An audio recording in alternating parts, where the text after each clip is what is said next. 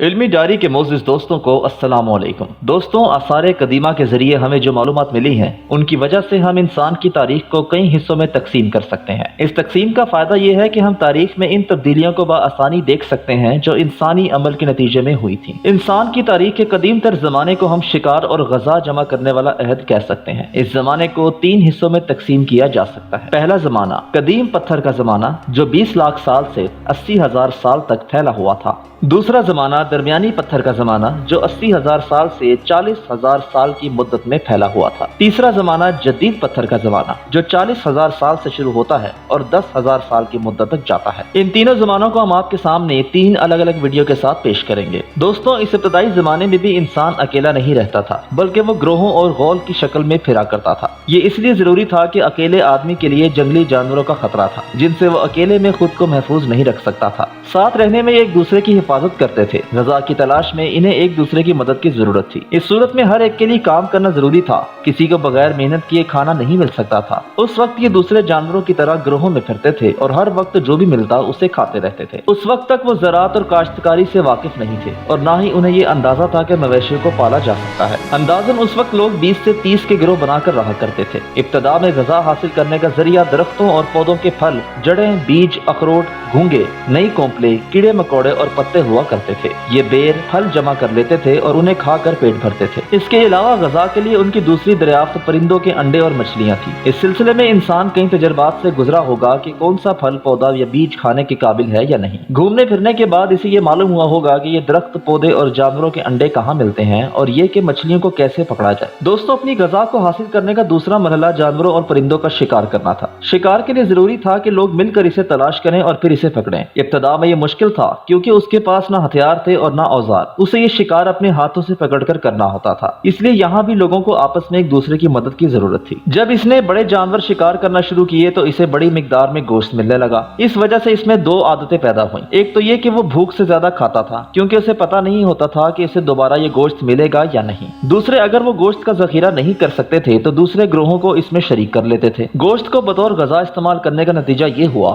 کہ پھلوں اور سبزیوں کے مقابلے میں اسے اس غذا سے زیادہ توانائی ملنے لگی۔ کھانے کے بعد اسے فرصت کے لمحات بھی ملنے لگے۔ انہی لمحات میں اس نے اپنے ارد گرد کے ماحول کو سمجھنا شروع کیا اور اس کے دماغ نے پتھر کے استعمال پر غور کرنا شروع کیا، جس کے نتیجے میں اس نے پتھر کے اوزار اور ہتھیار بنانا شروع کر دیے۔ اب اس نے اوزاروں کی مدد سے غذا حاصل کرنی شروع کر دی۔ ان کے ذریعے وہ جڑیں کھودتا، زمین کے اندر سے کیڑے مکوڑے نکالتا اور جانوروں اور پرندوں کا شکار کرتا۔ دوستوں، قدیم پتھر کے زمانے میں لوگ ایک جگہ نہیں رہتے تھے۔ یہ غذا کی تلاش میں ایک جگہ سے دوسری جگہ رہتے تھے۔ گرمی یا سردی سے بچنے کے لیے یا جنگلی جانوروں سے محفوظ رہنے کے لیے یہ وقتی طور پر غاروں یا چٹانوں پر اپنا ٹھکانہ بنا لیتے تھے۔ چونکہ یہ ہر وقت ادھر سے ادھر جاتے رہتے تھے، اس لیے ان کے پاس بہت کم سامان ہوا کرتا تھا۔ خانہ بدوش لوگ چونکہ ایک جگہ آباد نہیں رہتے تھے، اس لیے وہ کوئی یادگار نہیں چھوڑتے تھے۔ وہ اپنے ساتھ صرف ان چیزوں کو رکھتے تھے جو ان کو روزمرہ کی ضروریات کے لیے لازم ہو۔ اس وجہ سے ان کے ہاں ایجادات نہیں ہوتی ہیں۔ ان کا زمین سے رشتہ بھی نہیں ہوتا۔ ان کا کلچر محدود ہوتا ہے۔ ان کے تجربات بھی کم ہوتے ہیں۔ ان کا رشتہ جانوروں، مویشیوں اور فطرت سے ہوتا ہے، اس لیے اس زمانے کے بارے میں معلومات بہت کم ملتی ہیں۔ آثار قدیمہ کے ماہرین نے قدیم پتھر کے زمانے کے لوگوں کے کیمپوں کو دریافت کیا کہ جہاں انہوں نے کچھ عرصہ قیام کیا تھا۔ ایک جگہ بڑی تعداد میں پتھر کے اوزار ملے ہیں، اس سے یہ مطلب نکالا گیا کہ اس جگہ انہوں نے زیادہ سے زیادہ عرصہ قیام کیا۔ کچھ جگہوں پر ٹوٹے پھوٹے اوزار ملے، اس کا مطلب ہے کہ انہوں نے استعمال کے بعد انہیں پھینک دیا تھا۔ کچھ کیمپوں سے آگ کے استعمال کا پتہ چلا ہے، اس کی نشانیاں جلی ہوئی ہڈیاں اور راکھ ہے۔ یہ بھی اندازہ لگایا گیا ہے کہ لوگ ایسی جگہوں پر زیادہ رہتے تھے جہاں انہیں آسانی سے پتھر مل جایا کرتے تھے تاکہ وہ ان سے اوزار اور ہتھیار بنا سکیں۔ وہ ایسی جگہوں پر بھی زیادہ رہتے تھے کہ جہاں جنگل ہوں تاکہ جانور اور پھل وغیرہ کافی مقدار میں مل جائیں۔ دوستوں، بات کریں کہ اگر ہم اوزاروں اور ان کی ایجادات کے بارے میں غور کریں تو تاریخ ہمیں بتاتی ہے کہ کسی ایک اوزار یا ہتھیار کی ایجاد کے پیچھے انسان کا تجربہ اور اس کا مشاہدہ تھا۔ اس کی ذہانت اسے عملی شکل دیتی ہے۔ جب بھی انسان کو ایجاد کرتا ہے یا کوئی نئی چیز بناتا ہے تو وہ سوچتا ہے کہ اسے کس مقصد اور کام کے لیے استعمال کیا جائے گا، اس کے فائدے کیا ہوں گے، اسے کیسے استعمال کیا جائے گا۔ ہم دیکھتے ہیں کہ جب بھی انسان نے نئے اوزار بنائے یا ان میں تبدیلی کی تو اس کے نتیجے میں تبدیلی آئی۔ اس نے انسان اور سماج کو بدلا۔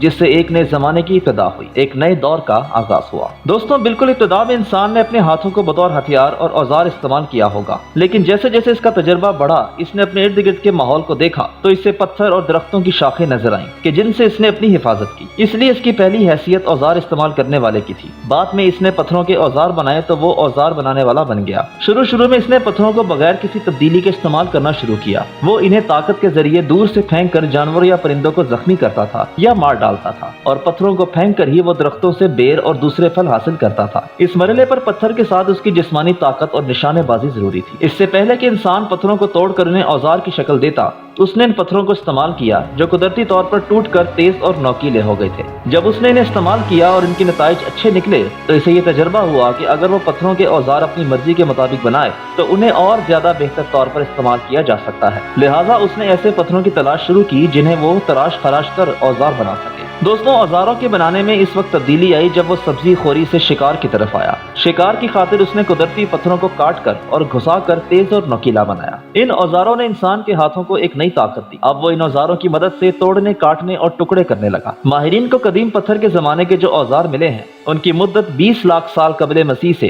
10 लाख साल कबले मसीह तक की है। माहिरीन को ऐसी जगह मिली है कि जहां पत्थर के औजार बनाए जाते थे। उन्हें एक तरह से वर्कशॉप भी कहा जा सकता है। पत्थरों से औजार बनाने का एक तरीका तो ये था कि उन्हें काट कर या घिसा कर नोकीला और तेज धार वाला किया जाए। दूसरा तरीका ये था कि पत्थर को पत्थर से मार कर इसे नोकीला या धारदार बनाया जाए। दोस्तों माहिरीन को इस जमाने के जो औजार मिले हैं उनमें से एक तो वो हैं कि जिन्हें हाथ में पकड़कर फेंका जाता था। बाद में इसमें तब्दीली आई और इसको हाथ से पकड़ा जाने लगा और उसकी शक्ल मौजूदा दौर के हथौड़े की हो गई। अब उसे फेंकने की बजाय हाथ में मजबूती से पकड़कर शिकार पर हमला किया जाने लगा। इसे काटने और तोड़ने का काम भी लिया जाता था। तीसरी किस्म में ऐसे औजार थे कि जिनके जरिए गोश्त को टुकड़े टुकड़े किया जाता था। ये औजार एशिया और यूरोप दोनों जगहों पर मिले हैं और एक ही शक्ल और मयार के हैं। दोस्तों बात करते हैं कि जानवरों का शिकार करके गोश्त तो खाने के काबिल होता था, मगर बड़े जानवरों की हड्डियां बाकी रह जाती थी। लिहाजा इंसान ने सोचा कि इन हड्डियों को भी औजार के लिए इस्तेमाल किया जा सकता है। उसने इनसे चाकू और कांटे की शक्ल के औजार बनाए। मजीद तजर्बे के बाद इसने हाथी दांत को भी अपने औजार बनाने के लिए इस्तेमाल किया।